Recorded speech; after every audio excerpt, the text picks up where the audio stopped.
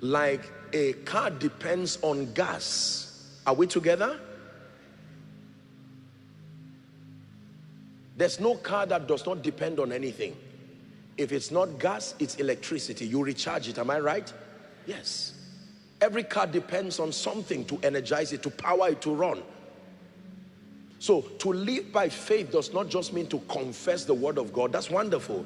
But it means, number one, that you must have a determination in your heart that the word of God will be exalted above feelings, above thoughts, that it must become absolute. Listen, the word of God must gain supremacy above every other thought, above every other opinion. That means it does not matter what I feel. Whatever the word of God says, I run my life by that software.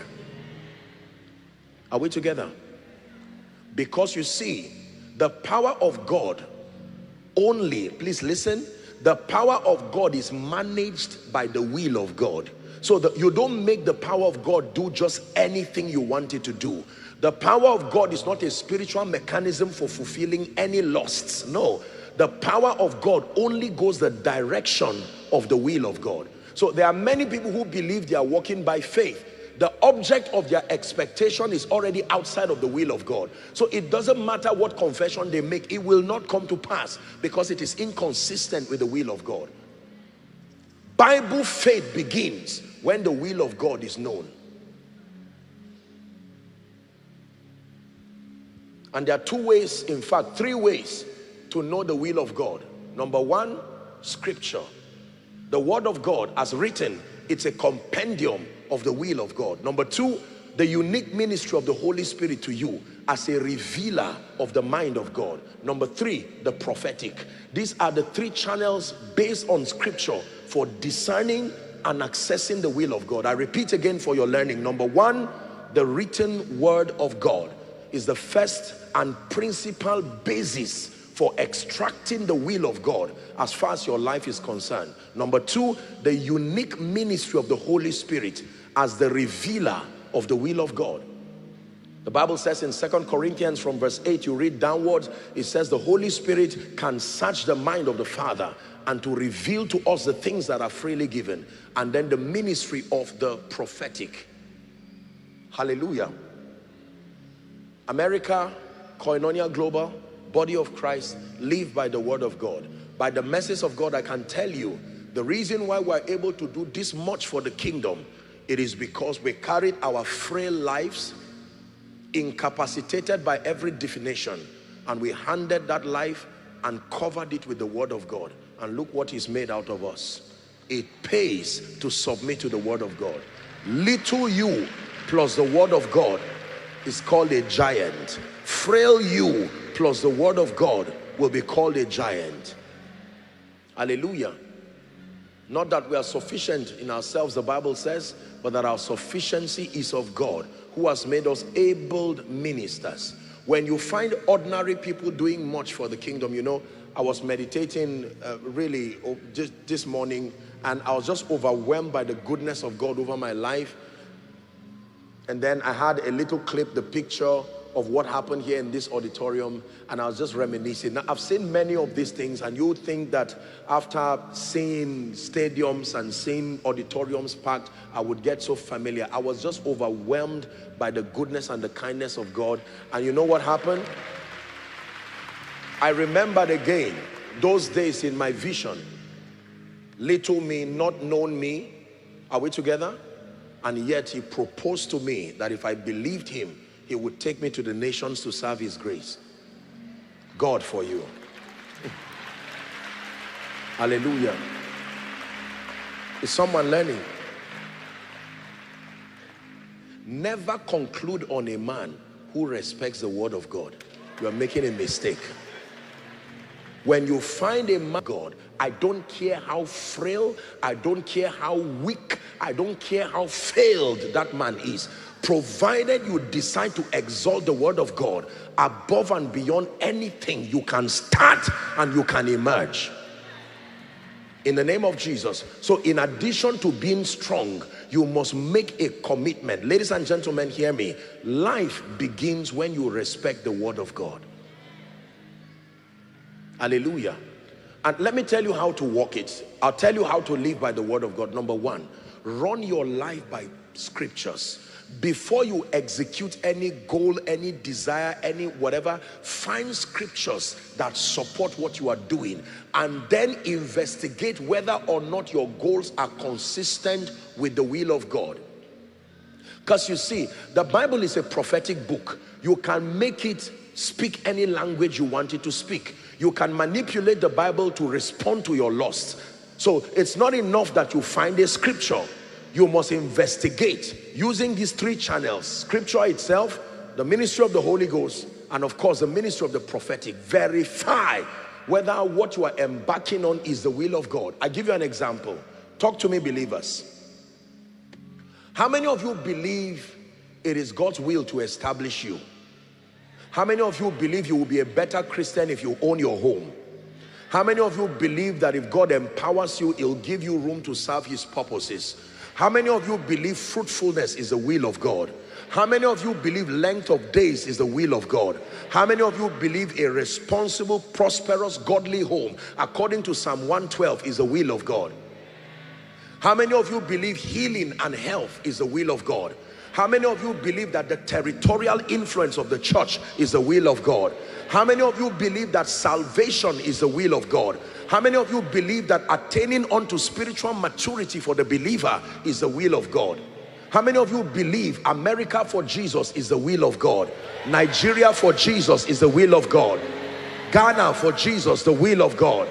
Jamaica for Jesus, the will of God. China for Jesus, the will of God. Iraq for Jesus, the will of God. Iran for Jesus, the will of God.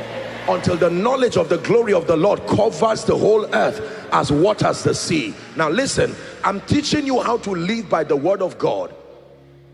You don't cook up opinions that come from your lust and then just sandwich it with the word of God and try to manipulate the hand of God to bring it to pass. The believer does not live that way. It's important you are aware of the promises of God. That's where your confidence comes from. When you know you are in the will of God, here's how the Bible puts it, and this is the confidence that we have, that if we ask anything that is in accordance to his will. Man of God, is it the will of God for you to use your church as a soul winning platform? I answer you without prophesying, yes, yes, yes. So if you are not aware of the will of God, you cannot live by the word of God. Hallelujah. Most times people resort to the word of God as a last and final opinion after exhausting their intellect, exhausting all kinds of options. Forever, oh Lord, the Bible says your word is settled in heaven. Are we together? Heaven and earth will pass away, but it says not one jot of his word will fail. The word of God is believable. You can trust the word of God. You can run your life by the word of God. Let the word of God be the constitution that governs your life. Let it be your modus operandi. Are we together?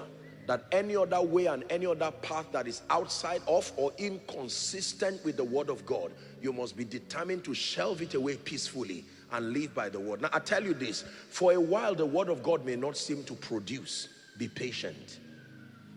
But it will certainly produce. The Bible says he shall be like a tree that is planted by the riverside, which yield its fruit in season. May not be every day, but it will yield its fruit in season. Whose leaf does not wither, and whatsoever he doeth prospers. If you are learning, say amen.